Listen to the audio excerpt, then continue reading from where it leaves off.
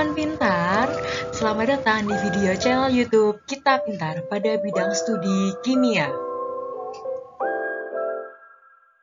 Kali ini kita akan belajar mengenai larutan elektrolit dan larutan non-elektrolit.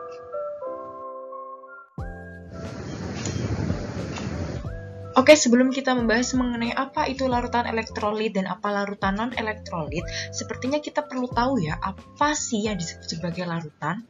Mungkin teman-teman semua pernah masuk ke laboratorium, kemudian di sana kita bisa melihat ada banyak larutan-larutan yang dimasukkan di dalam botol biasanya. Nah, sebenarnya larutan itu apa sih? Jadi larutan sendiri itu merupakan campuran dua atau lebih zat yang membentuk satu macam fasa secara homogen. Nah, biasanya suatu larutan ini berasal dari zat terlarut yang mana dia dilarutkan pada suatu pelarut tertentu. Nah, itu disebut sebagai larutan. Nah, di sini sebenarnya larutan itu ada beberapa jenis. Nah, yang akan kita bahas di sini adalah larutan berdasarkan daya hantar listriknya. Mungkin teman-teman ada yang mengenal ada yang namanya larutan asam dan larutan basa. Kalau itu berdasarkan sifatnya. Nah, yang akan kita bahas di sini adalah berdasarkan kemampuan daya hantar listriknya. Itu dibagi menjadi dua, ada larutan elektrolit dan ada larutan non-elektrolit. Nah, larutan elektrolit sendiri itu dibagi menjadi dua, ada larutan elektrolit kuat dan ada larutan elektrolit lemah. Nah, larutan elektrolit kuat ini asalnya dari mana sih? Yaitu dari senyawa ion. Yang mana senyawa ion ini dia akan terionisasi secara sempurna. Sedangkan pada larutan elektrolit lemah, dia asalnya adalah dari senyawa kovalen polar. Yang mana dia akan mengalami ionisasi secara sebagian. Sedangkan untuk larutan-larutan yang termasuk ke dalam non-elektrolit, dia berasal dari senyawa kovalen non-polar.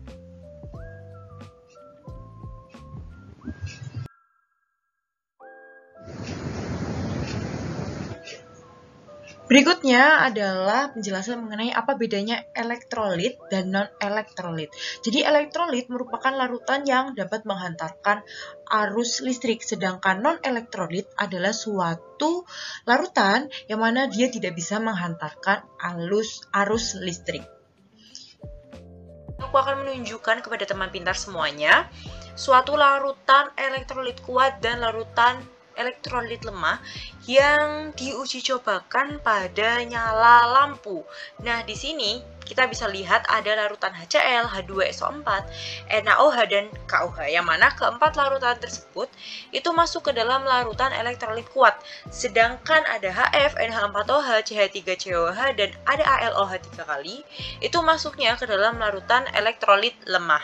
Nah, kita coba yang pertama ada larutan HCl, yang mana dia merupakan larutan elektrolit kuat. Nah, bisa dilihat pada percobaan nyala lampunya. Pada nyala lampu HCl, dia terlihat lampunya terang. Sedangkan di bawahnya, ya, gelembung-gelembungnya, ya, dia gelembungnya itu banyak. Jadi ketika ada larutan elektrolit kuat, itu dia bisa mengakibatkan nyala lampu terang dan gelembung yang dihasilkan juga banyak.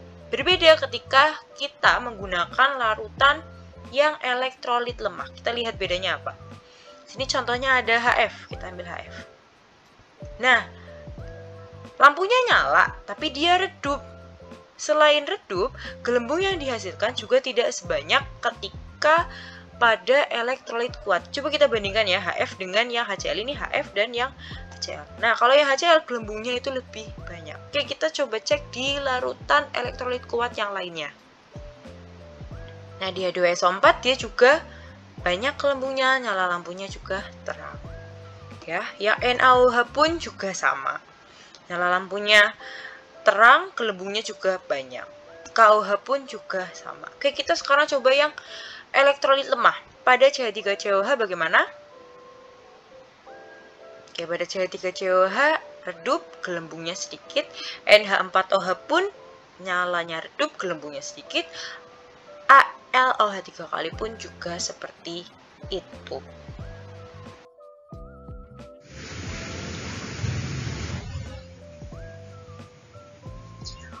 Oke, teman pintar. kita tadi sudah melihat demonstrasi dari nyala lampu untuk membedakan antara elektrolit kuat dan juga elektrolit lemah. Nah, berikut ini akan aku jelasin nih, kira-kira elektrolit kuat itu apa dan elektrolit lemah itu apa. Nah, kita mulai dari elektrolit kuat terlebih dahulu. Oke, dari hasil percobaan ya tadi, pada nyala lampu, pada uji nyala lampu, ternyata lampunya itu pada larutan-larutan elektrolit kuat, dia nyalanya terang dan menghasilkan gelombang gas yang banyak. Nah, kira-kira hal tersebut kenapa sih bisa terjadi? Nah, ternyata hal tersebut diakibatkan karena pada larutan elektrolit kuat, seluruh molekulnya itu terurai menjadi ion-ion atau kita kenal sebagai terionisasi secara sempurna. Nah, ion-ion tersebutlah yang menghantarkan arus listrik tersebut. Untuk contohnya di sini ada contoh garam dari NaCl, yang mana NaCl ketika di dalam air dia dapat terurai menjadi ion-ionnya, yaitu Na+ dan Cl-. Nah, yang termasuk larutan elektrolit kuat itu adalah larutan asam kuat, basa kuat, dan larutan garam. Nah, kalau kita cek di sini ya, NaCl kenapa bisa dikatakan sebagai terionisasi secara sempurna? Kenapa dia bisa dikatakan terionisasi secara sempurna? Karena dia membentuk Na+ dan Cl-. Nah, kalau kalian cek di sini, tanda panahnya itu hanya ada satu atau satu arah. Yang mana ketika NaCl di dalam air, ya sudah, dia langsung terurai membentuk Na+ dan Cl-. Seperti itu. Nah, bedanya apa dengan elektrolit lemah? Kalau di elektrolit lemah, berdasarkan hasil percobaan pada uji nyala lampu, kalau tadi kita lihat, yang pada elektrolit kuat nyalanya terang, kemudian gelembungnya banyak, sedangkan pada elektrolit lemah, dia nyalanya redup, kemudian gelembung gas yang dihasilkan juga sedikit. Nah, kira-kira hal tersebut kenapa sih bisa terjadi? Nah, ternyata hal tersebut bisa terjadi dikarenakan pada elektrolit lemah, sebagian molekulnya itu terurai menjadi ion-ion. Nah, kata-katanya di sini adalah sebagian. Kalau misalkan pada elektrolit kuat itu seluruh molekulnya itu terurai sempurna, nah kalau pada elektrolit lemah, di sini dia terurainya itu hanya sebagian, atau dengan kata lain dia terionisasinya itu sebagian. Nah, contohnya di sini ada larutan asam lemah yaitu CH3COH. Ketika dia dalam air akan terurai menjadi CH3COO- dan H+. Nah, diperhatikan kalau tadi pada elektrolit kuat dia terionisasi secara sempurna, tanda panahnya itu 1. Kalau terionisasi sebagian, dia tanda panahnya 2 atau bolak-balik. Nah, bedanya apa? Nah, bedanya kalau misalkan tanda panahnya bolak-balik, berarti di dalam larutan tersebut tidak hanya ada ion-ion saja, melainkan ketika di dalam suatu reaksi tanda panahnya bolak-balik, maka di dalam larutan tersebut tidak hanya ada yang ion-ionnya ini saja, melainkan juga ada molekulnya itu sendiri, yaitu CH3COOH. Makanya disimpulkan bahwa jumlah ionnya akan sedikit dan mengakibatkan nyala lampunya itu redup. Nah, larutan-larutan yang termasuk ke dalam elektrolit lemah itu ada asam lemah dan basa lemah.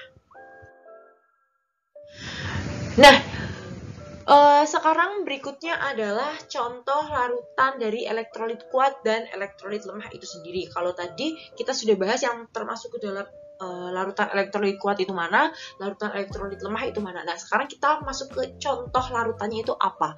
Nah, untuk contoh larutannya, untuk elektrolit kuat itu kan tadi merupakan asam kuat dan basa kuat. Nah, contoh asam kuat itu ada HCl, HBr, HI, HNO3, H2SO4, HClO3, HClO4.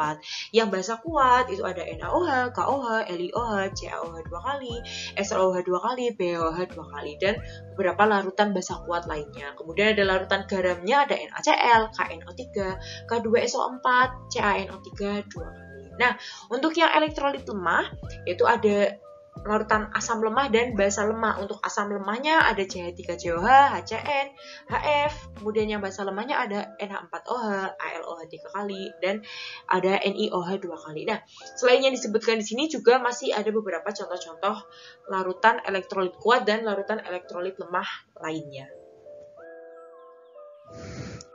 Nah, berikutnya ada larutan non-elektrolit, yang mana larutan non-elektrolit ya, mungkin tidak saya demonstrasikan di percobaan uji nyala lampu, tapi pada larutan non-elektrolit, kalau misalkan kita uji cobakan, dia tidak akan muncul gelembung dan lampu juga sama sekali tidak akan menyala.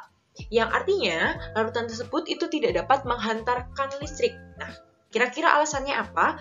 Nah, alasannya ternyata hal tersebut dikarenakan ya, larutan non-elektrolit itu tidak terurai menjadi ion-ion. Kalau tadi larutan elektrolit kuat maupun yang elektrolit lemah, ketika dia di dalam air, dia akan terurai menjadi ion-ion. Nah, kalau yang non-elektrolit, dia tidak terurai, melainkan dia tetap dalam molekul yang tidak bermuatan listrik. Di sini contohnya adalah gula, yaitu C12H22O11 ya, ini adalah gula. Senyawa gula, ketika kita masukkan ke dalam air, oke lah, yang namanya gula masuk air, dia lama-kelamaan akan larut, tapi dia tidak terurai, jadi dia tetap sebagai gula saja, seperti itu.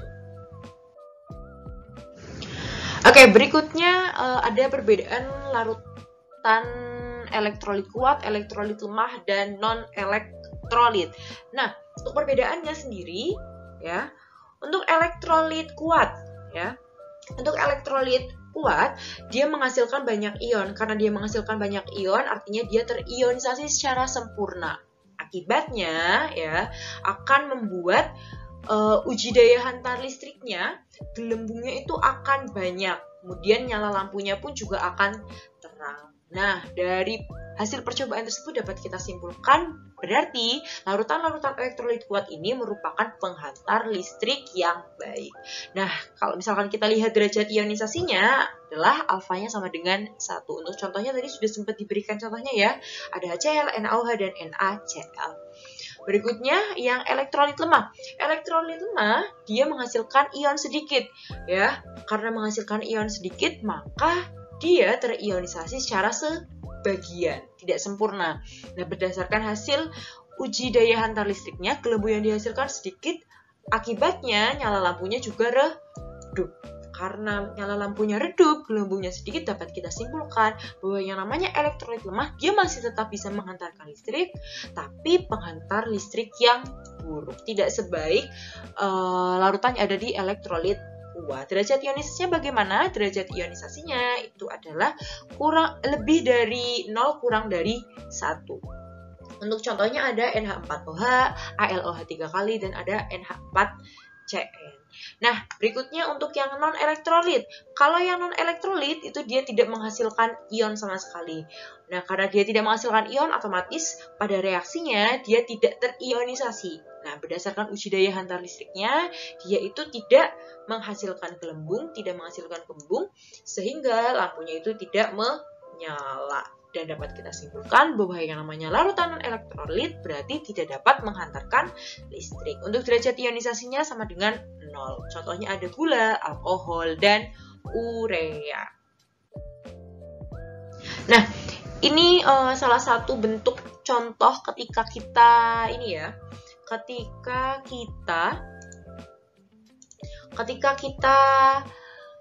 melihat secara langsung pada larutannya, meskipun kita tidak bisa melihatnya secara kasat mata, tapi bisa digambarkan seperti ini. Ini adalah contoh dari larutan elektrolit kuat, dan yang di tengah di sini ada contoh dari larutan elektrolit lemah, dan yang sebelah sini adalah larutan non-elektrolit. Nah, ion-ionnya bisa diperhatikan ketika dia adalah larutan elektrolit kuat, maka ion-ionnya itu jumlahnya banyak. Karena dia terionisasi secara sempurna. Nah, itu bedanya antara terionisasi sempurna dan terionisasi secara sebagian. Ketika terionisasi sempurna, molekul awalnya itu sudah tidak ada. dia benar-benar membentuk ion-ion di dalam sini. Nah, ketika yang terionisasi secara sebagian, masih tetap ada molekul-molekulnya. Ini bisa dilihat di sini masih ada yang membentuk molekul. Masih tetap ada molekul-molekulnya dan ada ion-ionnya pula. Makanya jumlah ionnya itu lebih sedikit. Nah, kalau yang non-elektrolit itu sama sekali dia masih dalam bentuk molekul. Dia tidak terurai menjadi ion-ion seperti itu.